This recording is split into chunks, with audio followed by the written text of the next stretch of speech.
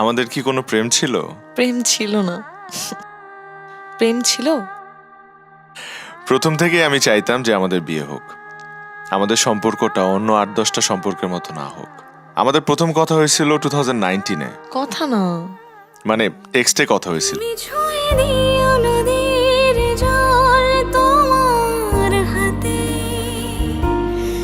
আমি ডুব দিয়ে স্নান করে নেব তাতে একই চাঁদের আলো মাখবো দুজন গায়ে, তুমি ফুলের নূপুর পরো তোমার পায়ে। আমাদের 2019-এ ফার্স্ট কথা হয়েছিল। সেটা হচ্ছে রাত 3টায়। আমি আপনার একটা স্টোরিতে কমেন্ট করেছিলাম অ্যান্ড আপনি রিপ্লাই দিয়েছিলেন। তারপর তোমার রিয়াকশন কি ছিল? পাগলের মতো লাফাইছি, সবাইকে বলছি যে আপনি রিপ্লাই করছেন, কিন্তু কেউ বিলিভ করে নাই।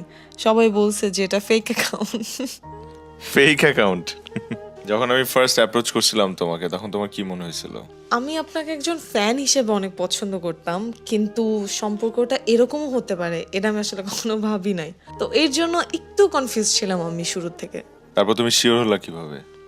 আপনি কখনো প্রেম করতে চান নাই আমার সাথে, আপনি শুরু থেকেই বিয়ে করতে চাইছেন আমাকে।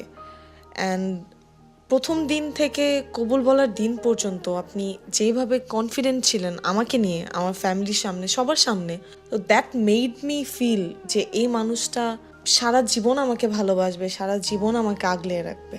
আমি আসলে ডিটারমাইন্ড ছিলাম, আমি এবার যদি একটা মানুষের সাথে জড়াই, আমি তাকে বিয়েই করব। সো তুমি আমার লাইফে আসার পর আমি ফিল করছি এই মানুষটা এমন একটা মানুষ যার সাথে বাকিটা জীবন অনায়াসে কাটায় দেওয়া যায়। অবশ্যই আল্লাহর রহমত ছিল, এই কারণেই হয়তো আমি সব কিছু সৎনিয়তে করতে পারছি, তোমার বাবা মার সামনে দাঁড়াতে পারছি, তোমাকে আমার করে চাইতে পারছি। আলহামদুলিল্লাহ।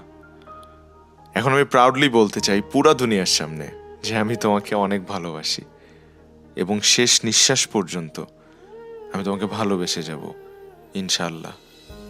ইনশাআল্লাহ। I love you. I love you more.